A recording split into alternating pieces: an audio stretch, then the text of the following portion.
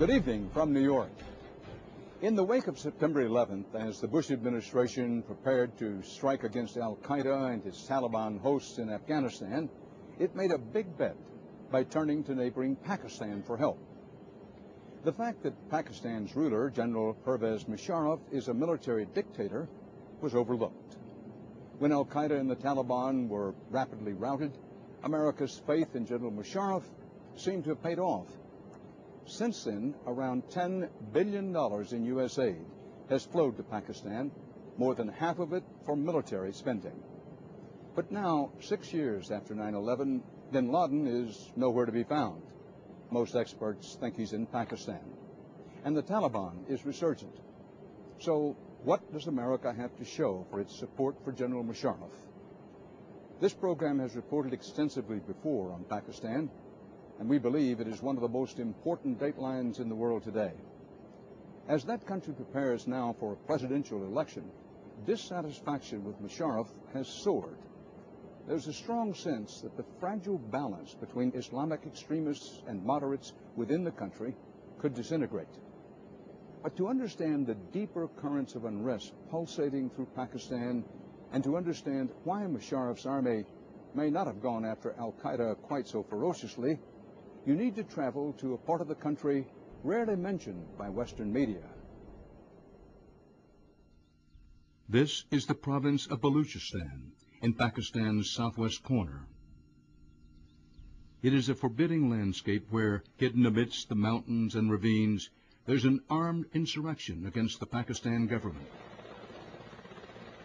But unlike the tribal areas further north, where Pakistan's U.S.-funded military has made regular peace agreements with Taliban and al-Qaeda sympathizers, the rocky passes and scorching deserts here are watched by remote military outposts. Such makeshift shelters are home to tens of thousands of Pakistani troops, their weapons trained on the surrounding hills. In this mountain camp are members of the Baluch Liberation Army, the BLA. We sent producer-reporter Willem Marks to track down these rebels, to better understand their movement, and to report on the threat they pose to the stability of Pakistan as a whole. ये मखलूक में कैसा मजबूत है नमा माड़ी की पुशंते बलूचिया ये में मजबूत है खिला ये हवा में सपोर्ट बलूच मखलूक है बलूच कौम में मुकम्मल ताईद और हिमायत तो जानी माली मारगोन है. This senior Baluch commander has been fighting in the mountains for 3 years and has plenty of support. ताल्लुकात इदा कैसे दुआएं बलूच कौम में फर्जंददा मौजूदा یک قبیله شیشان تعلق نیست یک فامیلی شیشانی تعلق نیست این تمام بلوچستان کند کند ای بلوچ آتا گمروچ موچ بوتا پا یک قومی جو دیا سرزمین آجوی جو دیا. Although the Baluch are one of Pakistan's smaller ethnic groups, they have ambitions for their own homeland, similar to the Kurds in Iraq. They are using the textbook tactics of guerrilla warfare, rifles and RPGs, against the highly advanced U.S.-supplied technology of General Musharraf's military.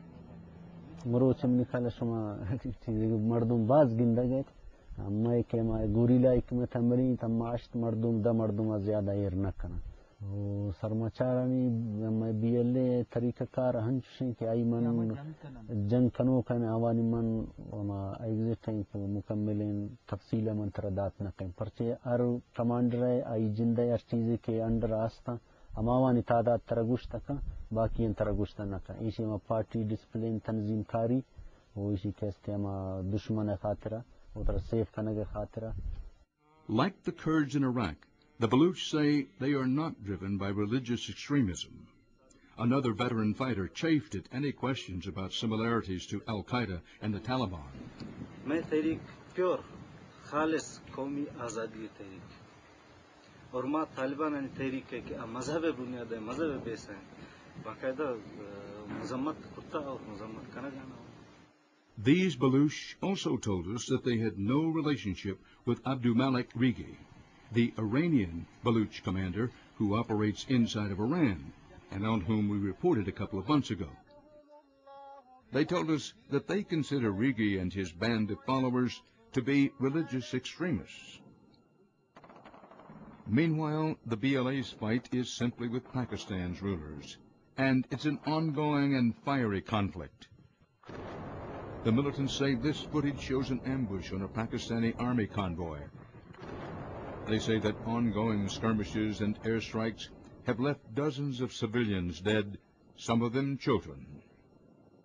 General Musharraf is taking this militant threat very seriously, and his intelligence agencies have overseen a secretive and unacknowledged crackdown on Baloch opposition leaders. Let me just say that the situation in Balochistan is severe.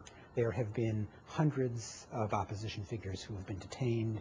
There have been scores who have just disappeared, making them extremely vulnerable to torture or worse. Ken Roth heads Human Rights Watch, and he's deeply troubled by what's taking place in a region that most Americans have never heard mentioned. Is the conflict in Balochistan something that we need to be more concerned about?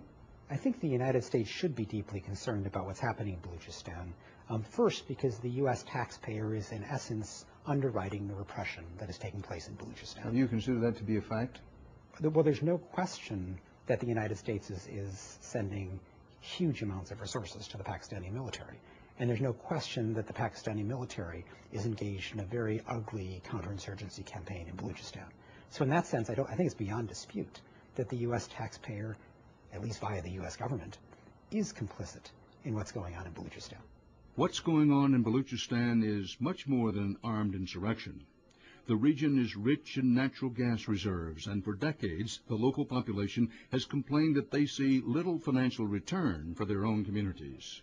Almost all the gas and the revenue it generates has been piped away by the central government. In addition, the Punjabis, who are the largest ethnic group in Pakistan and who form the backbone of the military and the country's ruling class, are now settling here in Balochistan. The indigenous population worries that their already meager political clout will become rapidly diluted by General Musharraf's policies that emanate from the Pakistani capital, Islamabad. I think it is in the U.S. national interest to have an effective democratic government running things in Islamabad.